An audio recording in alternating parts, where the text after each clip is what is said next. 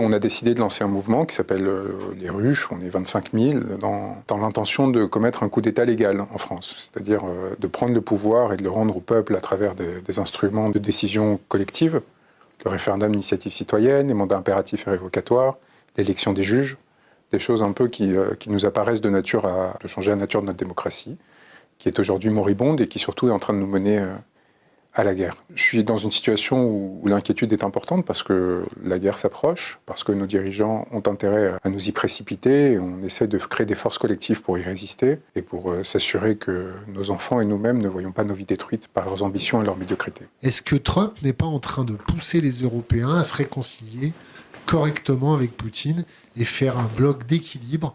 Mais donc, on part de la nation. La France est face à une escroquerie actuelle qui est la Startup Nation, qui fait qu'on n'est même pas foutu de se protéger de gamins de 16 ans qui piratent nos fichiers les plus sensibles et toutes nos institutions. C'est parce que c'est la fin d'un monde.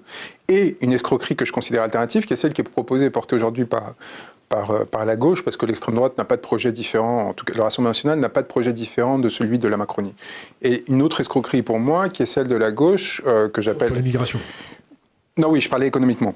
Non, et même sur la migration, c'est faux de prétendre qu'il y a une différence, parce qu'en réalité, dès le moment qu'on reste au sein de l'Union européenne, il n'y a pas de possibilité d'une politique migratoire fondamentalement différente de l'actuelle.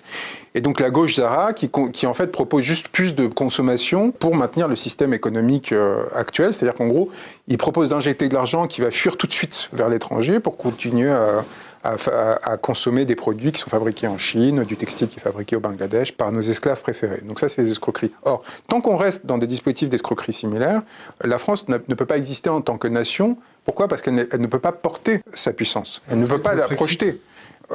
Moi, on propose évidemment d'office, c'est-à-dire la possibilité pour le peuple de reprendre la parole qu'on lui a volée en 2005, qui est sur son appartenance ou non à l'Union européenne telle qu'elle existe. Or, l'Union européenne telle qu'elle existe, qu'est-ce que ça donne ? Ça donne Van der Leyen face à Trump quand il nous impose de façon unilatérale des droits de douane, notre incapacité à y répondre. D'une part, par absence de volonté commune, parce qu'on n'est pas une entité politique et économique commune, et d'autre part, parce qu'il faut des mois pour se mettre d'accord, parce qu'on est à 27 dans une même table et avec des intérêts qui sont divergents. La France est perdue et bloquée dans un projet continental français qui consistait à s'insérer et à renforcer sa force. C'était l'intention d'Emmanuel Macron, énoncée dans le discours de la Sorbonne, et qui consistait en fait à faire l'Europe puissance, il appelait ça comme ça, et à donner à la France une place cardinale au sein de cette institution. On est dans une perspective de courte vue qui nous met toujours plus en tension avec les grands blocs, parce que en réalité, on cherche à exister par nous-mêmes, mais sans avoir une idée de pourquoi ou dans quelle direction. Donc, on est vu comme des provocateurs arrogants, un peu énervants et gênants. Il faut commencer à réfléchir en termes géopolitiques. C'est quoi la France aujourd'hui dans le monde ? L'une des premières critiques que j'énonce à l'égard d'Emmanuel Macron sur la position en Ukraine, quels sont nos intérêts géostratégiques sur le terrain qui nous amènent à prendre cette position-là ? La France aujourd'hui est face à une situation critique pour une raison très simple. Elle a quoi comme danger structurel ? L'Allemagne, en 2026, va avoir un budget militaire 2 fois plus important que le français. Grâce à notre fixation obsessionnelle sur le conflit russo-ukrainien, on est en train de réactiver... C'est pas que le peuple allemand soit ontologiquement menaçant pour la France. Enfin, on pense même structurellement sur l'histoire longue, les Francs étaient germains. Donc, je veux dire, notre nation est née de cette hybridation entre nos territoires et nos cultures. C'est tout simplement que la physique des puissances fait que quand vous avez une course à l'armement entre 2 grandes puissances économiques qui sont par ailleurs en difficulté, qui font face à une crise politique, à une crise économique et industrielle, et qui donc font face à un mécontentement grandissant de leur peuple, qui aujourd'hui se fixe sur la question de l'immigration, qui est un purgatoire naturel de la violence interne. On va sur le bouc émissaire, la figure de l'étranger, mais qui à un moment donné peut très rapidement basculer sur la figure du voisin, et en l'occurrence de l'allemand. À un moment donné, on est sur un aveuglement qui est particulièrement dangereux et qui nous met en difficulté, parce qu'il ne va pas y avoir de communauté de destin entre nos peuples quand on sera armé jusqu'aux dents et qu'on pensera que notre existence est en jeu face aux reconfigurations géopolitiques qui sont en cours. On a 3 dirigeants politiques qui, dans les 3 plus grandes nations européennes, sont extraordinairement fragiles. Ce sont des personnes qui, aujourd'hui, n'ont pas l'approbation de leur population, qui sont soit fruits de coalitions contre la nature, soit, comme c'est aujourd'hui le cas en France, gouvernés par des gens qui n'ont pas de majorité au Parlement et qui imposent de facto un pouvoir à leur peuple qui est rejeté et qui cherchent, à travers l'exutoire de la confrontation géopolitique, une justification à leur maintien au pouvoir et à leur domination. Et ces gens-là sont capables de nous amener à des grandes catastrophes. À un moment donné, on va être obligé de réfléchir non plus d'un point de vue moral, mais d'un point de vue des dynamiques de poids. On est obligé de rétablir un axe franco-russe si on souhaite stabiliser l'Europe. La Russie, elle a tout intérêt aujourd'hui à s'allier avec les États-Unis pour écraser l'Europe. Elle a tout intérêt à pousser dans cette direction. À un moment donné, les Russes vont se dire mais non, mais là je vois en fait l'équilibre qui est en train de naître, ça va être beaucoup plus facile de mettre sous chape l'Europe occidentale sans à chercher de compromis, sans chercher d'accord. On est sur une situation où on manque pas d'avantages, c'est juste qu'en fait de points de force. Sauf qu'on sort de 10, 20, 30 ans d'absence de direction politique et d'absence d'articulation entre notre puissance économique et industrielle et l'État. On a une sorte de dépeçage de l'État qui a commencé dans les années 80 avec des privatisations ordonnées par la droite, accompagnées de cette politique de stimulus keynésienne par la gauche qui nous a saigné parce qu'en fait, on finançait de façon massive l'endormissement des populations par un accroissement de tout ce qui est minima sociaux, standards de vie injectés au lieu de productifs et liés à la vigueur économique. Et de l'autre côté, on vendait les trésors nationaux ou en tout cas, voire pire, on les laissait piller. La proposition de référendum sur la sortie de l'Union européenne et de l'euro, ça vise à quoi? À obtenir une dévaluation compétitive qu'on est obligé de mettre en œuvre aujourd'hui. Parce qu'on est dans une situation où on est en train de se faire massacrer à cause de l'équivalent de l'euro-marque, en gros, et qui nous empêche justement de développer à l'exportation un certain nombre de marchés. Vous ajoutez à ça, en effet, la question du prix de l'énergie, c'est-à-dire du fait on a sacrifié une grande partie de notre écosystème industriel et économique en acceptant ce fonctionnement du marché européen de l'énergie et en fixant sur le gaz le prix de l'électricité. Une fois qu'on va sortir de ce mécanisme, c'est point de départ. Et c'est aussi, il va falloir commencer à vendre, non plus à prix inférieur au prix coûtant, parce qu'aujourd'hui, on vend en gros à 66 € le mégawatt au lieu alors que EDF, ça lui coûte peut-être un tiers de plus de façon générale. Il va falloir à un moment donné qu'on fasse payer la permanence de notre production électrique. La dernière fois qu'on a envisagé sérieusement une sortie de l'euro, c'était au moment de la crise des dettes. À ce moment-là, la base industrielle de la France, c'est à peu près 17% du PIB. Aujourd'hui, on est à 10, 11. Là où il fallait faire une dévaluation compétitive de 20-30% il y a 10 ans, aujourd'hui, il faut que ce soit 30-40%. C'est pas du tout les mêmes conséquences pour le consommateur français. C'est en termes de perte de capacité acquisitive de produits étrangers.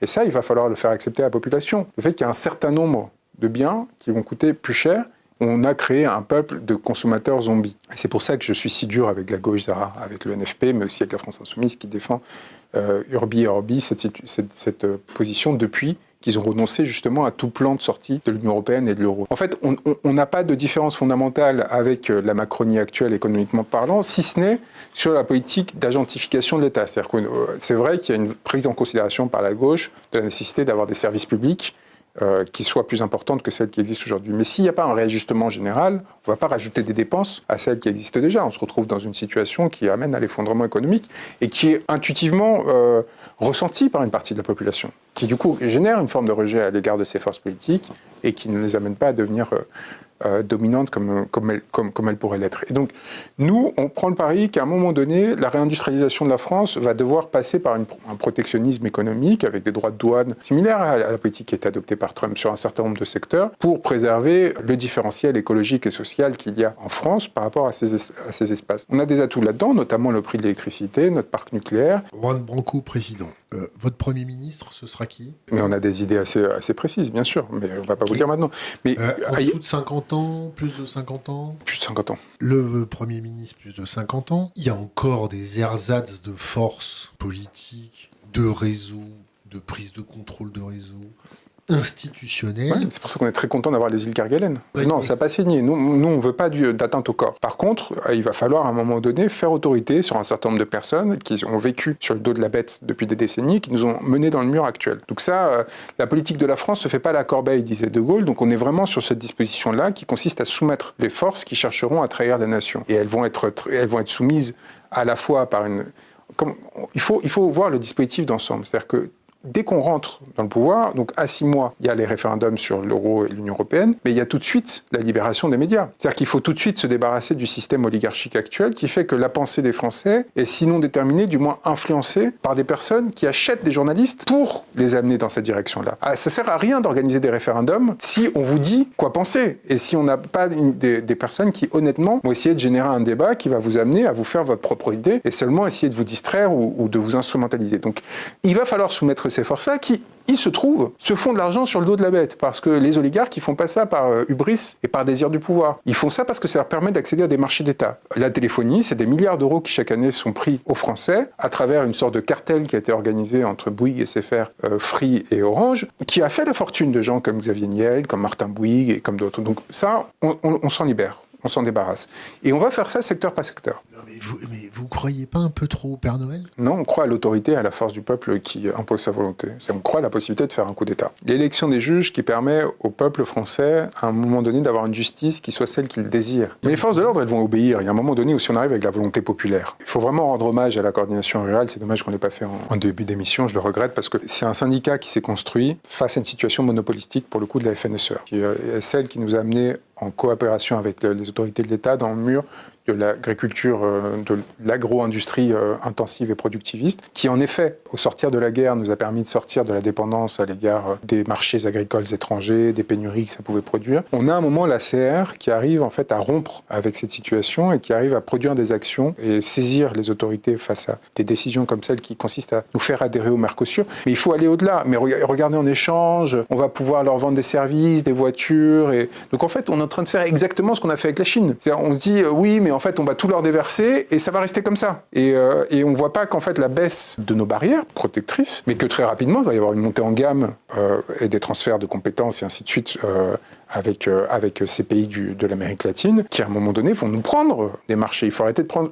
On n'est pas... nos avantages compétitifs, nos puissances industrielles, elles sont le fruit d'une époque où nous avions un accès aux matières premières et notamment aux ressources énergétiques qui nous ont permis d'être les premiers à être industrialisés. On n'est pas des génies par la grâce de Dieu. On avait un capital sur lequel on a pu prospérer, qui nous a amené à faire n'importe quoi, que ce soit la colonisation, les guerres mondiales et tout ça, mais qui a quand même laissé un appareil productif majeur.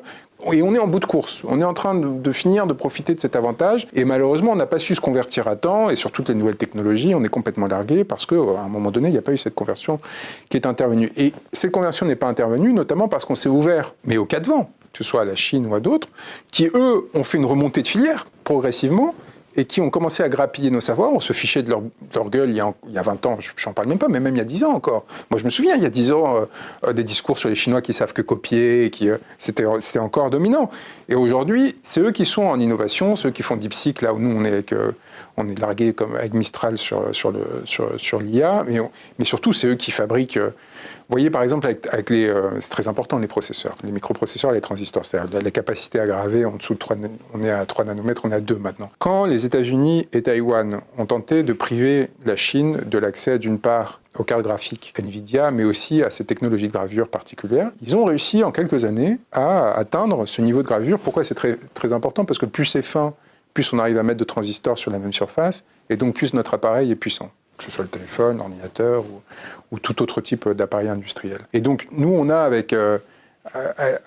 on a la technologie en Europe, la dernière grande technologie qui nous reste dans ce domaine, c'est celui qui permet en gros de fabriquer les machines qui fabriquent les puces, qui est aux Pays-Bas. En quelques années, ils sont en train d'arriver, là avec Huawei notamment, du fait des sanctions qu'ils ont fait l'objet, ils sont en train d'arriver au même degré de finesse de gravure. Vraiment à une vitesse qui était complètement inattendue pour nous. Nous, on est, sauf erreur de ma part, dans le meilleur des cas en France, on est à 12 mm, ce qui est vraiment nanomètres, ce qui est vraiment pas mal du tout, et qui en fait nous permet, sur toute une série d'appareils, réfrigérateurs et compagnie, d'avoir une autonomie stratégique, toute une série de missiles, il y a pas mal de trucs qu'on peut fabriquer en propre.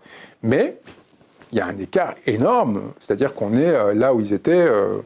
dans le meilleur des cas, en 2010, voire un peu avant. Donc, on a ce retard de 15 ans. Soit on essaye de rattraper ça, on investit massivement, tout cet argent qu'on a dilapidé pendant le Covid, ces sommes, ces masses qu'on est en capacité de mobiliser, on les mobilise, par exemple, pour mener à bien tout un plan de robotisation de l'industrie fondamentale en France. C'est-à-dire, vous voyez, à nouveau, parce que c'est le grand champ sur lequel, à mon avis, il y a un rattrapage qui peut être mis en œuvre. Avec une mobilisation, à nouveau, nos écoles d'ingénieurs, les polytechniciens, il faut qu'ils arrêtent de partir dans la finance. Vous voyez, c'est aussi bête que ça. La recherche fondamentale... Ils partent dans la finance, pourquoi ? Par patriotisme ou Non, mais parce qu'il n'y a pas d'offre d'emploi aussi. C'est-à-dire qu'il y a aussi une question très simple. C'est-à-dire qu'on a dépriorisé ces secteurs-là et qu'il n'y a pas d'investissement suffisant pour accueillir les 400 polytechniciens qui sortent chaque année de l'école dans des industries fondamentales en France. L'investissement dans la recherche fondamentale, Moi qui viens de la recherche, qui ai fait un doctorat, j'ai parfaitement conscience. Vous allez déshabiller Paul pour réhabiller Jacques. C'est avec qui, Paul, que vous allez déshabiller ? C'est la dévaluation compétitive, c'est le consommateur.